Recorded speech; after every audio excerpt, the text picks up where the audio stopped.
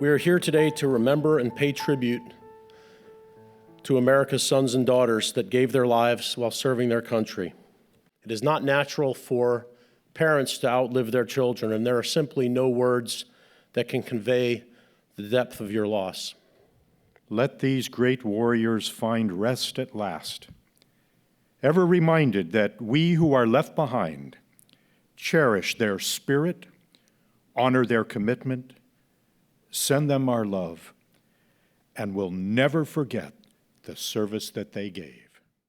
Ever since World War I, soil of battlefields that Americans have fought and died upon has been brought back from those battlefields and has been put into that courtyard behind us. And today what we're going to do is we're going to inter soil from Afghanistan and Iraq to join those soils from all those other conflicts. And that's a very, very special thing that we're gathered to do today.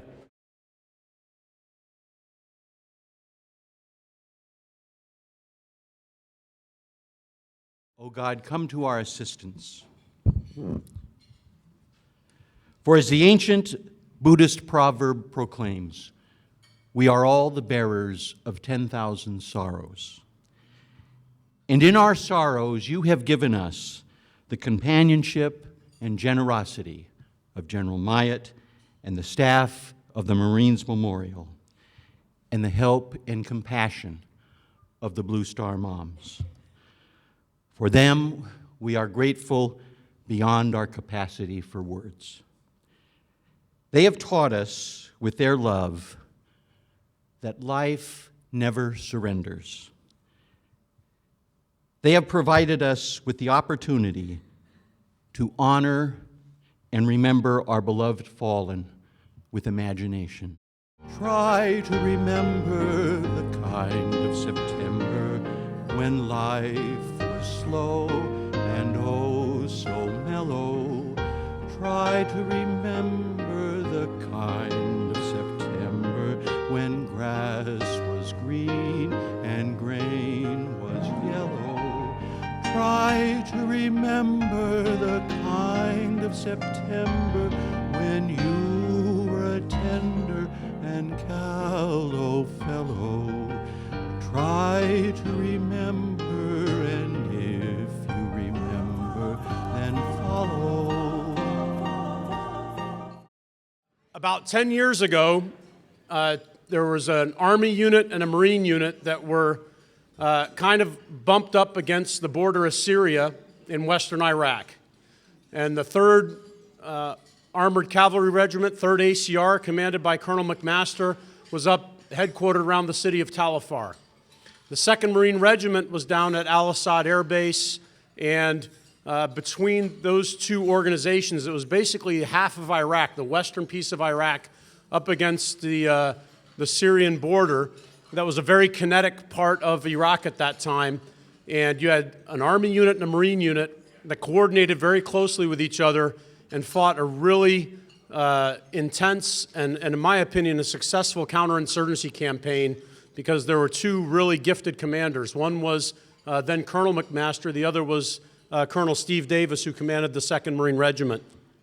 And we would plan things from time to time. We would shift our borders or our boundaries between our two units, sometimes as much as 150 kilometers north and south, to mess with the enemy. So they never knew where the Bradley vehicles stopped and where the amphibious assault vehicles ended. Whether they were going to see Marines or Army in their battle zone, they didn't know.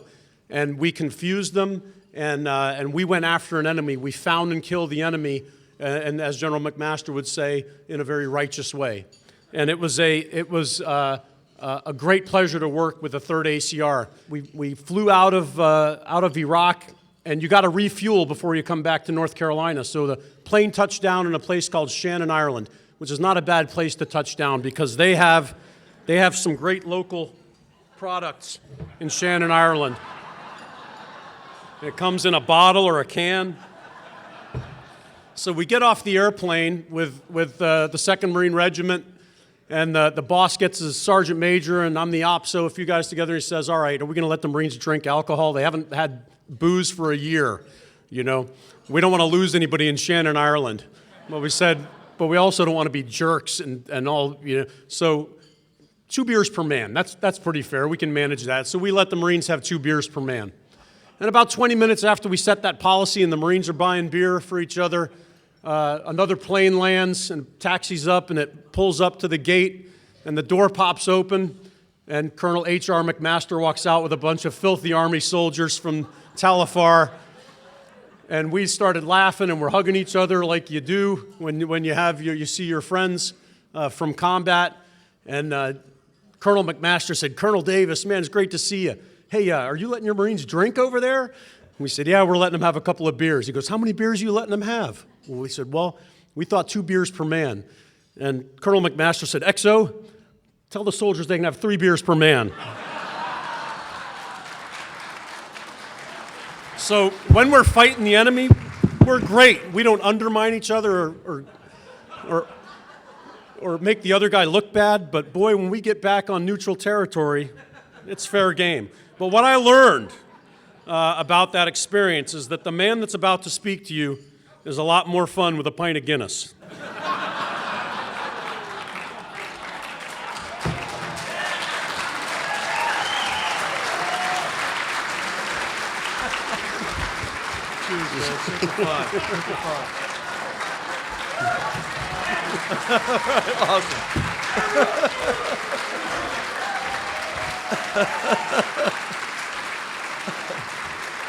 Oh, Chris, thank you so much, and I just want to say, I mean, what a privilege it is to be here, first of all, but what a privilege it is always to be among friends and really family, because I think what we realize, and what all of you realize more than anyone else, is that really over time, with shared experiences in our military, military youths become families, and those families are obviously, it's your squad, it's your platoon, but it's beyond that. It's across services, across units, and that bond we felt with the 2nd Marines was real. And it was real because we had all made this common commitment to serve our nation, to serve really all humanity, fighting the evil that we were fighting there at the time in Iraq and that you still see in that region today. But really, we made this common commitment to each other, and there's nothing stronger than that bond, and for all of our Gold Star family members here, your sons, daughters, brothers, sisters, spouses, they were part of that kind of family, and I know you feel that. You feel that here because of this awesome event, and on its 11th year that Mike Myatt started, and so I just can't tell you how moved I am, and Bill and the memory of Tim made me cry earlier, and I'm going to try not to in my talk tonight, but they're tears, they're tears of sorrow, but they're also tears of pride, and that's what I'd really like to talk with you about tonight. So first of all, I want to say to Joe Myatt, Wendy, thank you so much. Thank you for the privilege of being back here again. Chris, my old friend, man, thank you so much. And it is a tremendous privilege to be with all of you tonight. So I thought what I wanted to start with is, quote by a Marine. Now, I should tell you, I mean, all my mentors are Marines, and they go back to the Gulf War.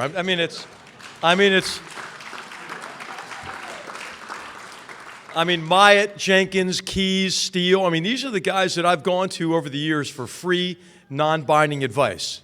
So I want to thank the Marine Corps and all of you. So I thought, playing to the crowd, you know what I mean, here at the Marine Corps Memorial, that I ought to maybe begin with a quotation from E.B. Sledge, who wrote really an extraordinary memoir of brutal combat in the Pacific, and in that striking account of his, and his fellow Marines' experience in the Pacific in World War II, he wrote the following: "Until the millennium arrives and countries cease trying to enslave others, it will be necessary to accept one's responsibilities and to be willing to make sacrifices for one's country, as my comrades did, and as your loved ones did."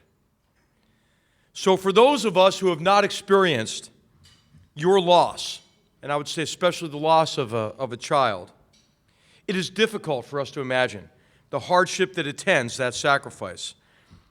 Now, there's a saying that grief shared, as we're sharing here, is grief divided. And so I hope that over these 3 days, and over these last 11 years for many of you, that we who are privileged to serve in our Army, our Marine Corps, our Air Force, and our Navy, and our Coast Guard, that we are privileged to serve. We want to share your grief, and we want to help you find comfort and relief. And we pray that fond memories and pride associated with your loved one's service will lessen that pain and lessen that sorrow. The words that President Abraham Lincoln wrote to a Boston woman who lost 3 of her sons during the Civil War, I think capture powerfully the sentiment to share not only our grief, but also to share our pride. So he wrote, "I feel how weak and fruitless must be any words of mine which should attempt to beguile you from the grief of a loss so overwhelming. But I cannot refrain from tendering to you the consolation that may be found in the thanks of the republic they died to save. I pray that our Heavenly Father may assuage the anguish of your bereavement and leave you only with the cherished memory of the loved and lost, and the solemn pride that must be yours to have paid so costly a sacrifice upon the altar of freedom." So while we share and divide our grief, I hope that we might also share and magnify that solemn pride. Pride in selfless sacrifice, made in a noble cause. Pride in the courage of our fallen heroes. Pride in their humaneness, because our fallen soldiers, sailors, airmen, and Marines were not only warriors, they were also humanitarians. They were humanitarians because humaneness is achieved in the discourse of comradeship. Our fallen servicemen and women were part of teams that took on that quality of a family. Teams in which men and women, bound by sacred trust and love, are willing to give everything, including their own lives, for one another. They were warriors and humanitarians because they fought in Afghanistan and Iraq against those who commit mass murder, torture, enslave people, rape women, and commit the worst kinds of child abuse. They were warriors and humanitarians because they volunteered to serve our nation when our nation was already at war against these enemies of all civilized peoples. They fought on the modern-day frontiers between barbarism and civilization. They are warriors and humanitarians still because their memory and example is what fortifies us, fortifies people like me and Dan and others who are privileged to continue serving. They're warriors and humanitarians still because we have work to do, and we will continue this fight and defeat our enemies just as previous generations of Americans have defeated Nazi fascism, Japanese imperialism, and communist totalitarianism and oppression. They are warriors and humanitarians still because their courage and their sacrifice sends a clear message not only to us to bolster our will, but also they send a clear message to our enemies. Americans cannot be intimidated. America has soldiers, Marines, airmen, sailors, Coast Guardsmen who will continue the fight until freedom triumphs over oppression. Indeed, victory over Daesh, or the so-called Islamic State, is inevitable because America has men and women like the sons and daughters we honor and remember tonight.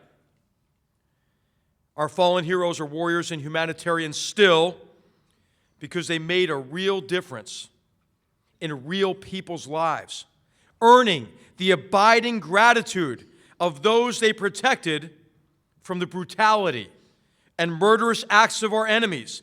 Today, their memory keeps hope alive, even in the most desperate conditions. I'd like to read from a letter written to our soldiers and families after our regiment, alongside Chris's 2nd Marines, and alongside brave Iraqis, liberated the city of Talafar, Iraq in 2005. This is a city that had become a base, and you see that brutality now, to become a base for al-Qaeda in Iraq. And the following are the words of the then mayor of that city, Mayor Najim Abdullah Abd al-Jabbari.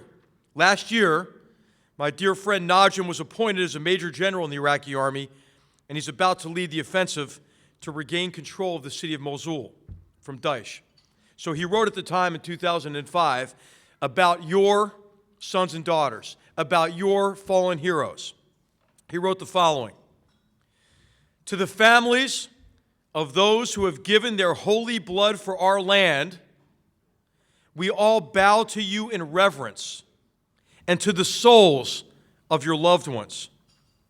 Their sacrifice was not in vain. They are not dead, but alive, and their souls are hovering around us every second of every minute.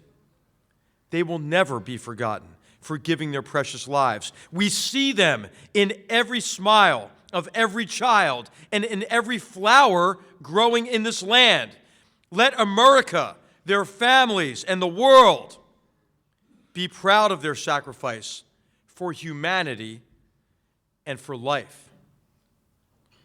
Our fallen sons and daughters are warriors and humanitarians still, because our military is a living historical community. And we who serve today are determined to preserve the legacy of courage and selfless service that we have inherited from your fallen heroes.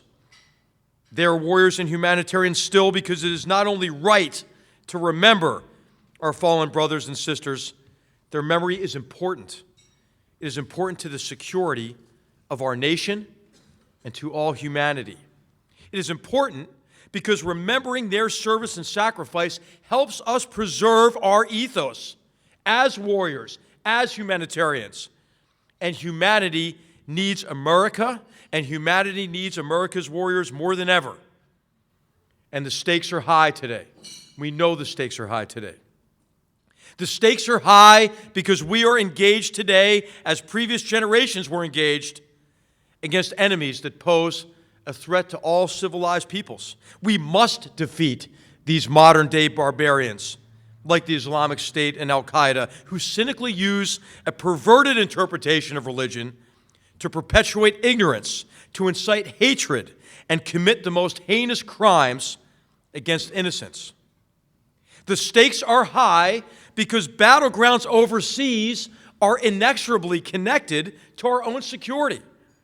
We see that. We see that as the Islamic State uses its control of territory to plan and to organize attacks across the greater Middle East, Africa, Lebanon, Europe, and are attempting to do the same in our own nation.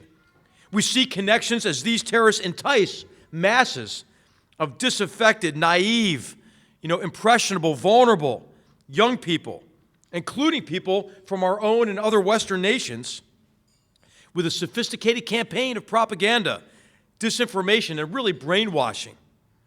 We see connections as terrorists, along with the brutal actions of the Assad regime and the support for that regime by the Iranians and the Russians, these proxies really of these two nations that I think are forming this modern-day axis of Iran, Russia, and Syria, how they've caused the greatest mass migration, the greatest tragedy, refugee tragedy since World War II. The stakes are high because fewer and fewer Americans understand our military or the wars we're fighting. They don't understand warriors and humanitarians. How many Americans could, for example, even name the 3 main Taliban groups that we've been fighting for almost 15 years? The stakes are high because popular culture waters down and coarsens our ethos as warriors and humanitarians. Warriors, as you see, are often portrayed as fragile, traumatized human beings. Hollywood tells us little or nothing really about the warrior's calling or commitment to his or her fellow warriors, or what compels him or her to act courageously and humanely, endure hardships, take risks, make sacrifices. The stakes are high because those who do not understand war or warriors argue that victory over our enemies or winning in war is an old idea that is no longer relevant in today's world. The stakes are high because if society is disconnected from an understanding of war or is unsympathetic to what it means to be a warrior and a humanitarian, it will become increasingly difficult to maintain the fundamental requirements of military effectiveness. As President Obama observed, America has used its military power because we seek a better future for our children and grandchildren, and we believe that their lives will be better if other people's children and grandchildren can live in freedom and prosperity. Warriors and humanitarians. And so tonight, I ask that maybe we resolve to do a few things. To first, share and divide our grief. Second, to share solemn pride in the sacrifice of those who gave all for our nation, for humanity, and their fellow soldiers, sailors, airmen, and Marines. Third, resolve to always remember our brothers and sisters. And fourth, to honor their memory by preserving our ethos as warriors and humanitarians and strengthening the connection between our military and the citizens in whose name we fight and whose name your sons and daughters made sacrifices. So I'd like to end with a quotation from George Washington's speech to Connecticut troops. This is right before their enlistment ran out during the siege of Boston in 1775. And it was the beginning of a long war. It wasn't looking good, for the home team in America. And I think it's very apt in connection with the service of the fallen heroes that we're here to honor. So General Washington wrote, "I believe that God has a special place for warriors and humanitarians who gave their lives for their nation, for their fellow servicemen and women and humanity." And so I ask that God, as Bill did earlier today, that God help us today, and all of us, all families of our fallen brothers and sisters under His care, take us under His care and protection. That God comfort us, that He divide our grief, that He magnify our pride, that He preserve the memory of our fallen heroes, and honor their memory by remaining strong as individuals and strong as a nation committed to preserving liberty, freedom, and humanity.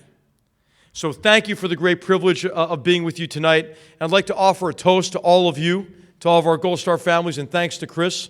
My glass is charged here. So to all of you, thank you for your sacrifice. Thank you for the sacrifice of your sons and your daughters.